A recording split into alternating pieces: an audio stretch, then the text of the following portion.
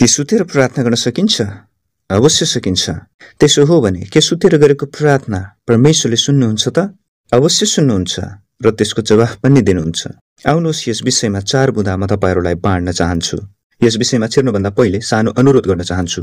यस भिडियोलाई अन्तिमसम्म हेर्नुहोला र यदि यस च्यानलमा नयाँ हुनुहुन्छ भने सब्स्क्राइब गर्न नभुल्नुहोला र यस्तै प्रार्थना सम्बन्धी बाइबलीय जानकारीहरू पाउन छुटाउनु हुने छैन। आउनुहोस् भिडियो सुरु गरौँ। पहिलो कुरो, प्रार्थना भनेको परमेश्वरसँगको कुराकानी हो। परमेश्वर सबैका पिता हुनुहुन्छ। हामी प्रार्थनाद्वारा आफ्नो कुरा उहाँमा राख्छौं र उहाँ वचनद्वारा वा मानिसद्वारा पनि आफ्नो आज्ञा नियमहरू हामीलाई बताउनुहुन्छ। उहाँले दर्शनद्वारा प्रत्यक्ष बोल्न पनि सक्नुहुन्छ। उहाँ हाम्रो पिता भएका कारण जसरी सहज हुन्छ त्यसरी प्रार्थना गर्न सक्छौं। जुन तरिकाले हामी हाम्रा संसारका पितासँग कुरा गर्छौं, जस्तै आम्ने सामने बसेर काम गर्दा गर्दै ओछ्यानमा पल्टेर पनि, त्यसै गरी प्रार्थना गर्दा पनि हामी सुतेर गर्न सक्छौं। दोस्रो कुरो, हामी कुन समयमा प्रार्थना गर्दैछौं त्यसले पनि हाम्रो आसनमा फरक पार्छ। प्रार्थना जुनसुकै समयमा पनि गर्न सक्छौं आवश्यकता अनुसार, किनकि यसको लागि निश्चित समय हुँदैन।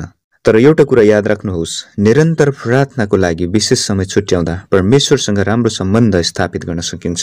यदि तपाईले समय छुट्याउनु भएको छ भने एक निश्चित आसनमा बसेर प्रार्थना गर्न सक्नुहुन्छ, पलेटी कसेर वा घुँडा टेकेर।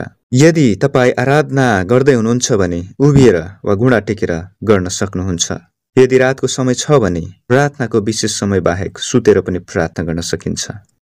तेस्रो कुरो, हामी आदरणीय व्यक्तिहरूसँग कसरी कुरा गर्छौं, पक्कै पनि अनुशासित भएर, उभिएर, हात जोडेर। अनि हाम्रो परमेश्वर त सर्वोच्च स्थानमा हुनुहुन्छ। उहाँ जतिकै महान कोही छैन। यसकारण हामी मानिसहरूको सम्मानमा सुत्न सक्दैनौं भने सर्वोच्चमा हुनुहुने परमेश्वरको सम्मानमा कसरी सुत्न सक्छौं त?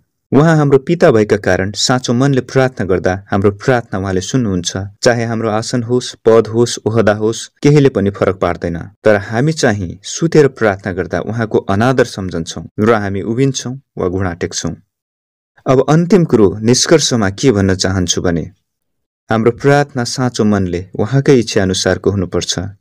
प्रभावकारी प्रार्थना सुतेर पनि गर्न सकिन्छ, तर याद राख्नुहोस्, अल्छी भएर होइन, आदर साथ प्रार्थना गर्नुहोस्। यदि तपाई परमेश्वरलाई आदर साथ प्रार्थना गर्न चाहनुहुन्छ भने अनुशासित भई बसेर, घुँडा टेकेर, उभिएर, हात माथि उचालेर वा हात जोडेर खुल्ला हृदयले प्रार्थना गर्नुहोस् अनि तपाईको प्रार्थना पक्कै पनि प्रभावकारी हुनेछ।